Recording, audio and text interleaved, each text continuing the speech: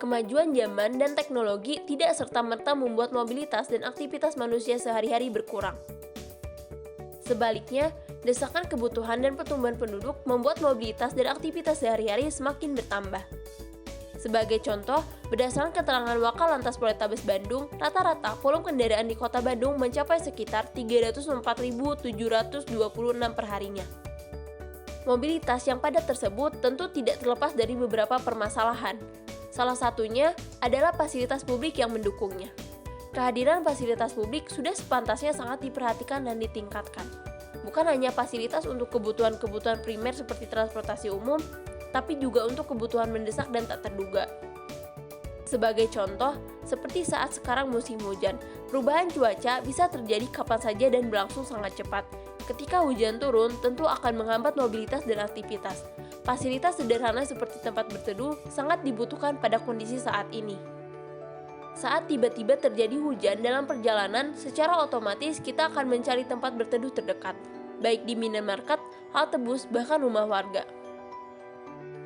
Tempat-tempat tersebut jelas bukan ruang publik yang ditujukan untuk berteduh, sehingga tidak jarang dapat mengganggu kepentingan dari ruang publik itu sendiri.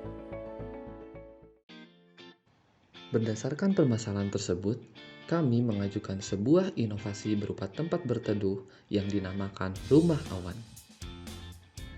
Rumah Awan merupakan ruang publik yang diperuntukkan sebagai tempat berteduh atau tempat beristirahat.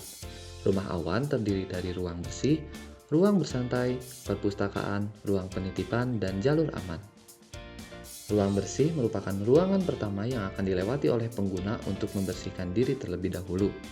Selanjutnya, disediakan dua ruangan, yaitu ruang bersantai dan perpustakaan, dengan jarak ruangan yang cukup serta kedap suara agar tidak mengganggu satu sama lain.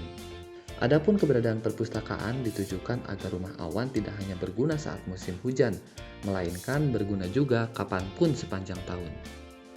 Selanjutnya, ruang penitipan.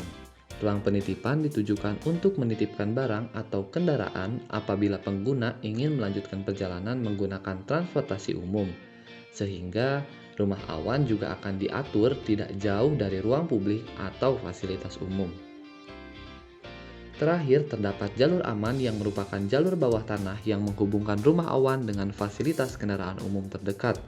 Melalui jalur bawah tanah, transportasi tanpa pengendara yang dapat memuat 20 orang memanfaatkan teknologi levitasi magnet untuk bergerak. Rumah awan juga menyediakan fasilitas untuk teman-teman penyandang disabilitas, sehingga rumah awan menjadi fasilitas yang ramah untuk semuanya. Selain keberadaannya yang ramah, rumah awan juga dibangun menggunakan bahan-bahan ramah lingkungan serta berkelanjutan. Salah satunya menggunakan komponen panel surya yang sekaligus ditransformasi menjadi sumber energinya. Keberadaan rumah awan yang tersebar di banyak penjuru kota dapat dipantau melalui sebuah aplikasi yang bernama Awan Kita. Aplikasi yang dapat dibuka melalui Android maupun iOS tersebut mempunyai banyak fitur, diantaranya petunjuk lokasi rumah awan beserta petunjuk arahnya, kapasitas pengunjung rumah awan, ketersediaan buku perpustakaan, pengawasan barang penitipan, sampai jadwal transportasi umum terdekat dengan lokasi rumah awan masing-masing. Adanya aplikasi tentu akan sangat memudahkan pengguna karena dapat diakses di mana saja.